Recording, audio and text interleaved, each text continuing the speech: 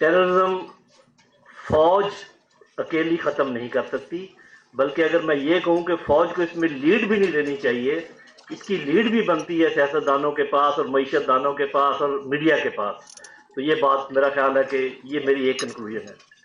दूसरी कंक्लूजन ये है कि ये काम सिर्फ लोहार का नहीं है कि आप हथौड़ा मारे, ये काम सुनार का भी है जो कि बड़ी बारीकियां इसमें तलाश करके सही बात का पता लगाए।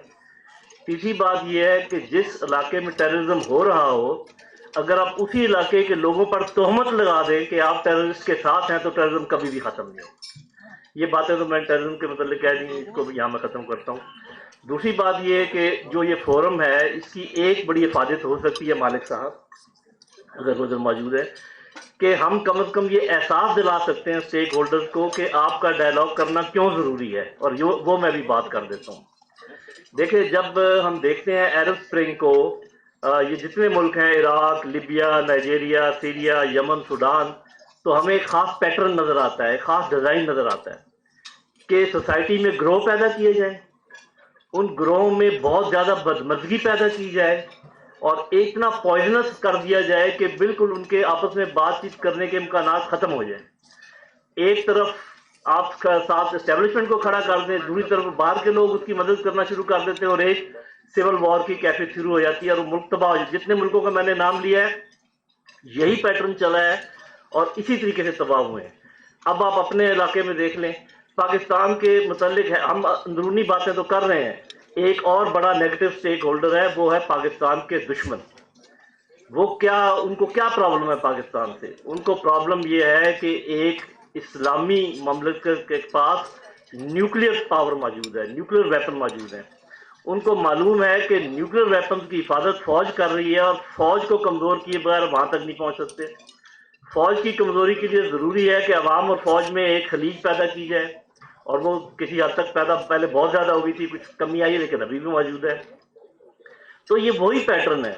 तो वो स्टेक होल्डर्स जो ये समझते हैं कि वो अपनी अपनी जिद पर अड़े रहेंगे और आगे काम नहीं करेंगे और सेल्फ राइटसनेस के मोड में आए हुए हैं, वो इस बात को समझें कि आप भी कठपुतली हैं उन बैरूनी ताकतों के हाथ में जो आपको लड़वा कर ये हदफ हासिल करना चाह रहे हैं जिसका कि मैंने जिक्र किया है।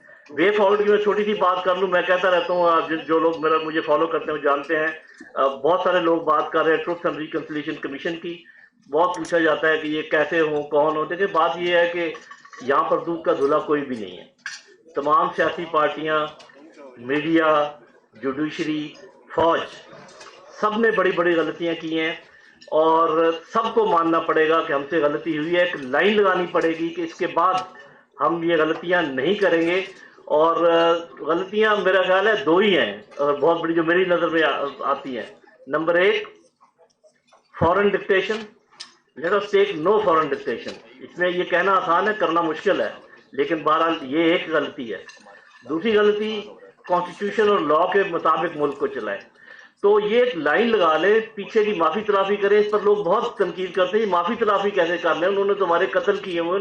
अरे भाई, अगर आपने ये लिस्ट बनानी शुरू कर दी कि उन्होंने आपने कत्ल किए, तो आपने जो कुछ किया है वो फिर लिस्टें लंबी हो जाएंगी। जब तक आप एक लाइन लगाकर आगे चलने का नहीं करते इरादा, मेरा ख्याल है आगे चलना बहुत मुश्किल है।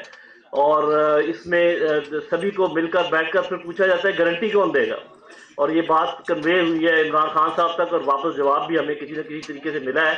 मेरा ख्याल है कि अमेरिका की गारंटी लेने के बजाय, सऊदी अरब की गारंटी की लेने के बजाय, इस दफ़ा ज़रा अवाम की गारंटी लेके देख ले। मीडिया पे बैठे यही लोग स्टेक होल्डर जिनका मैंने जिक्र किया है, टॉप आपके पॉलिटिकल पार्टीज के हेड, जुडिशरी का टॉप हेड, मीडिया के इंपॉर्टेंट लोग, फौज के लोग, और कहें जी हम मानते हैं, आपके सामने बैठे हैं कि हमसे गलती हुई है, हम आज लाइन लगा रहे हैं, आज के बाद मुल्क हम कॉन्स्टिट्यूशन और लॉ के मुताबिक चलाएंगे और आप सब गवाह हैं, अगर नहीं चलाएंगे हमें उठा के बाहर फेंक देना।